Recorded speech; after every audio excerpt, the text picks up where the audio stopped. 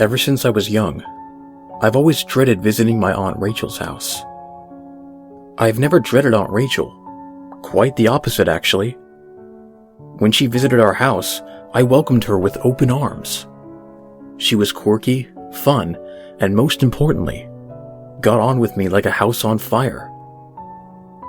We'd often spend a lot of her visit drinking tea and talking about the news, politics, and whatever else came up in our conversations. But I'd always hated visiting her house. On the outside, it was completely normal. A 2-floor detached house painted a creamy white. The interior seemed normal too. 2 upstairs bedrooms, a bathroom, a kitchen, a dining room, and a living room. However, embedded in that living room was a larger-than-life suit of armor right next to the television. The suit, as I remembered it, covered the entire body, letting no daylight through. The only part of the armor to allow contact with the outside world was the head, though there was still very little room for vision. It seemed reasonably clean despite its age. Aunt Rachel had kept the suit almost unscathed, and as a result, it always gave a much more youthful appearance than it actually was. I presume she just polished it for fear of it rusting. It always confused me why Aunt Rachel had kept this. She herself was a 50-something-year-old widow who enjoyed playing card games and watching television. Why she'd want a Tudor period metal suit had always been beyond me. I should probably mention, however, I'd only visited her house twice in my lifespan. Once at the age of 3, and again at the age of 6. My first visit had been stable. My family had visited for the day and gone home just before sunset. I'd wandered the house, though I avoided the living room, fearful of the suit. My second visit, however, had ended abruptly. I'd been coaxed by Aunt Rachel to join her in watching one of her romantic sitcoms. We left 20 minutes later.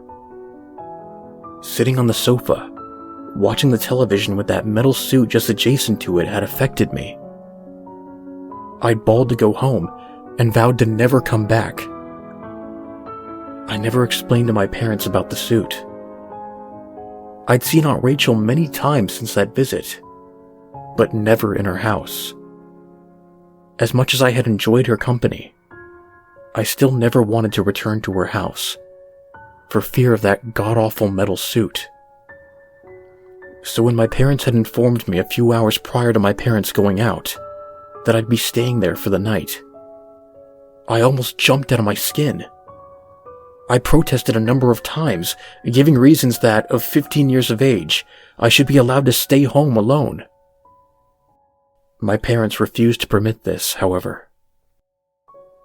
I remember what happened last time at your Aunt Rachel's house. But you were only young then, dear. My mother attempted to reassure me. I don't care that you're 15. I'm not leaving you alone for several hours at night.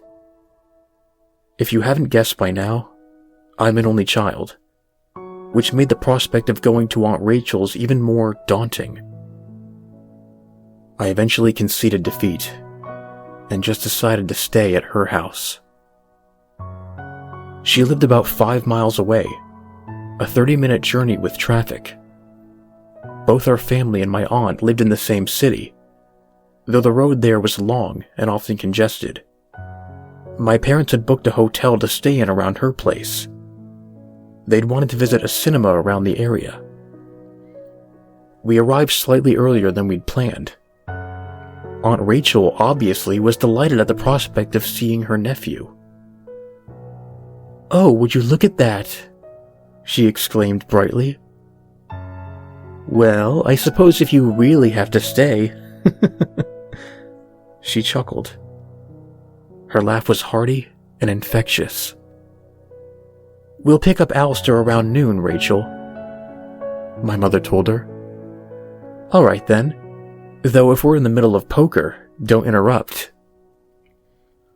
Aunt Rachel was my mother's sister, and though we rarely saw each other, My mother knew that we got on well. She was a bubbly lady. She always found the positives in life and never failed to make the best of a bad situation. She always wore flamboyant dresses, usually very brightly colored.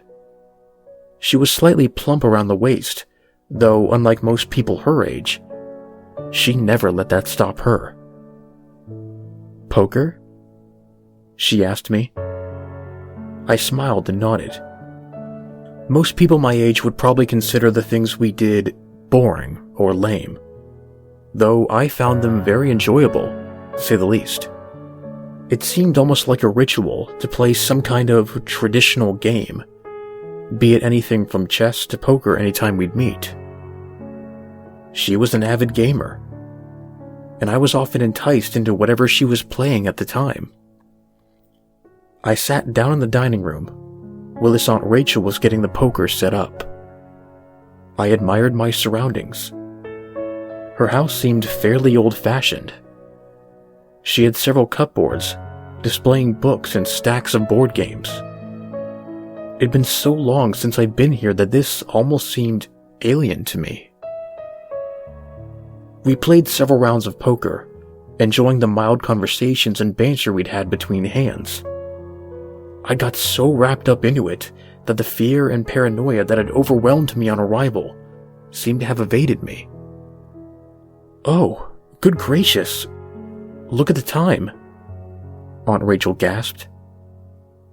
It was 10:30. That wouldn't be considered late for most people, though my aunt had always been strict on getting enough sleep. "Well, that'll have to do for us tonight," she continued. "Your bedroom's the first door on your left upstairs. You don't need to worry.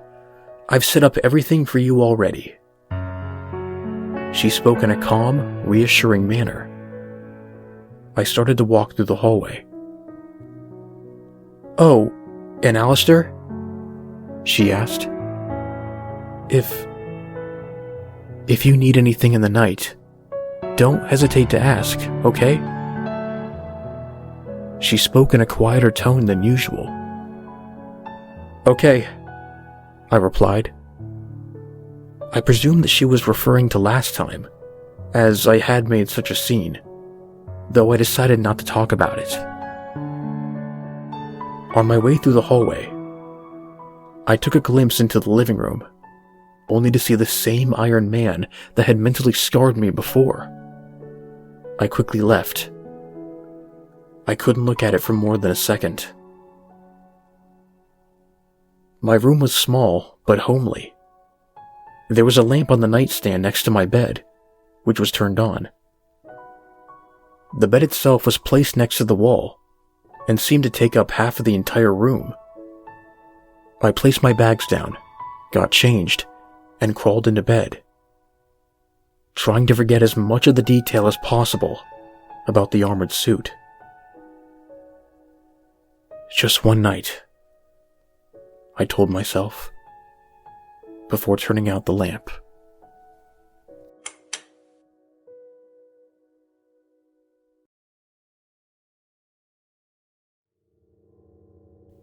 I awoke abruptly in the night. My face and body were sweating heavily through my shirt. I was completely unaware of what time it was, though I could tell it was getting late. I was too clammy to sleep.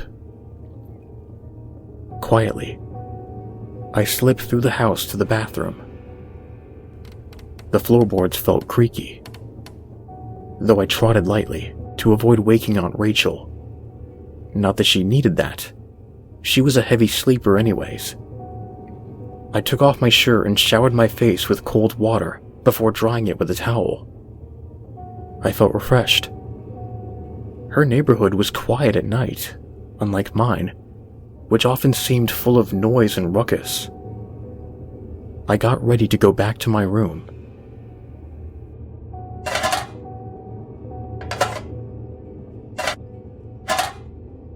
I stopped.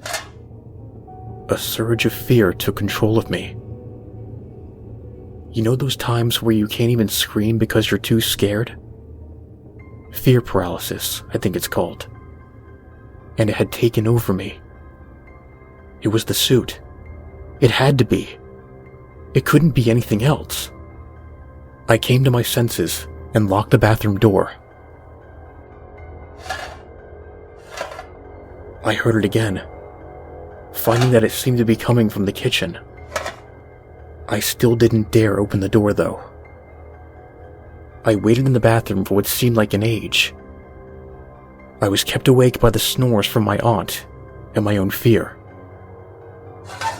I heard the sound once or twice more in the next hour or so, though it never seemed to move from downstairs.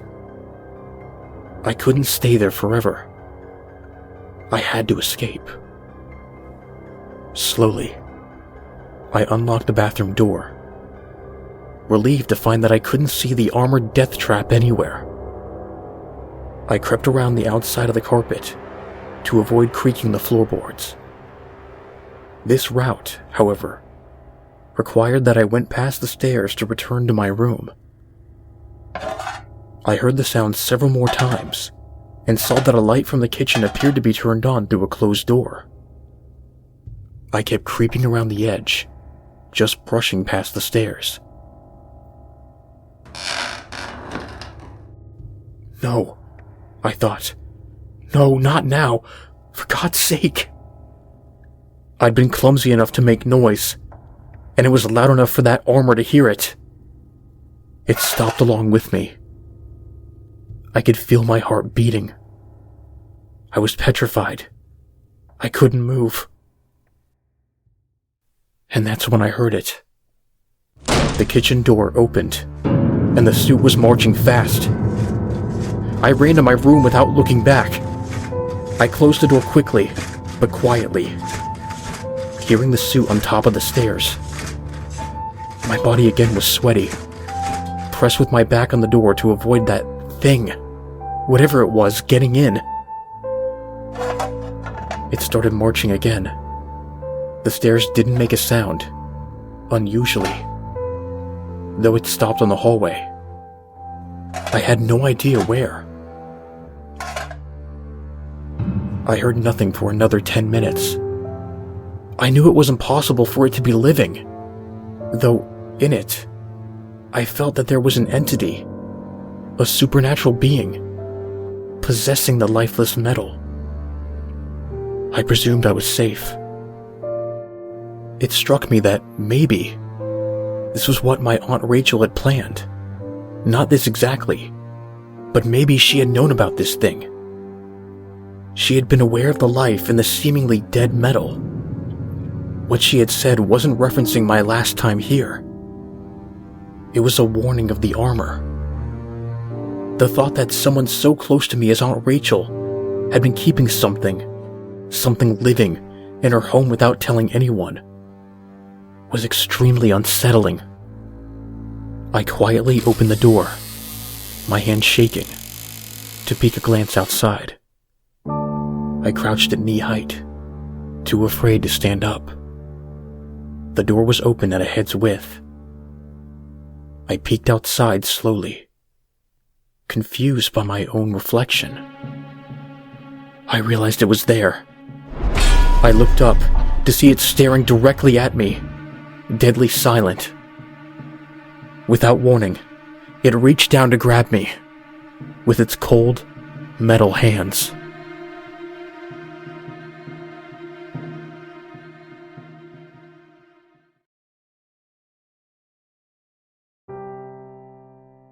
I awoke in shock, drenched in sweat. Daylight had been my savior. "Alistair?" Aunt Rachel called before coming into my room. She seemed surprised by my appearance. "I know it's a little hot in this house, but Jesus!"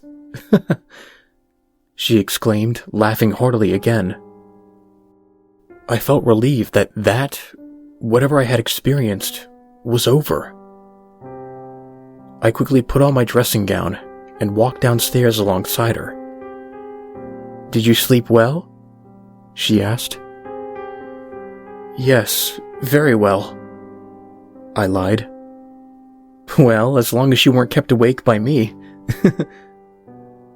I've always been She stopped suddenly, just outside the living room. Confused, I peeked inside to see that the metal suit completely vanished. I felt somewhat relieved, but oddly confused at the same time. Had my dream really been a dream after all? Oh God, Aunt Rachel muttered quietly, before realizing that she'd spoken aloud. She sounded much more frightened and disturbed than when she'd spoken before.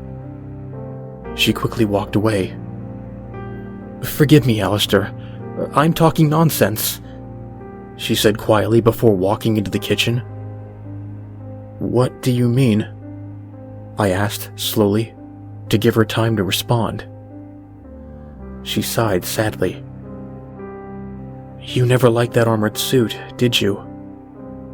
she asked, a forlorn expression on her face. I shook my head. I was surprised, though, as this was the first she'd ever spoken of the knight in armor, so to speak. "You're a pretty smart kid," she sighed again. The usually warm quality about her seemed to have faded away to reveal a more wretched interior. "I'm widowed, Alistair. You know that, right?" I nodded. "Well, my husband was a bad man. When we married, he was so sweet and charming.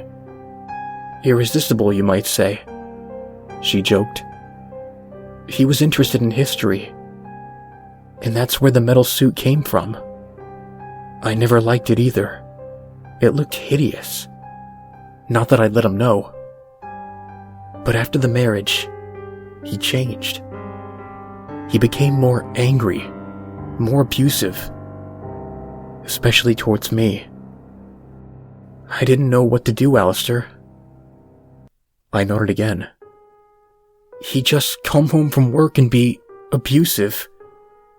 He was a shell of the man I once knew. In some way, that armored suit seemed somewhat poetic. Eventually, I decided that enough was enough. We argued on top of the stairwell, and he pinned me to the wall. I struggled to breathe. And then I did it. I pushed him down the stairs, and he died instantly. Broke his neck." Her voice had a hint of guilt. "I called the police, never blamed myself. Told them he'd tripped and fallen. I got rid of everything he owned and moved house. I felt free, released. I didn't have to be abused anymore." I began to smile. "But," she continued, "I've moved 3 times since your would-be uncle died. I've left the suit behind all 3 times. And when I've woken up after the first night in the new house, I found it stood somewhere. I know it moves. You probably heard it last night, clunking around." I had nodded softly. I began to become fearful. "I always check the living room in the morning, and there it is, next to the television. But," her voice trembled, "this is the first time it's not been there." A wave of terror swept me as I saw that behind Aunt Rachel, a tall, armored knight carrying a large butcher's knife was walking slowly in her direction. It's kind of funny. You see, I cleaned his suit every day, the same way he had done, to make sure it wouldn't harm me. But I always wondered why he never came back for revenge.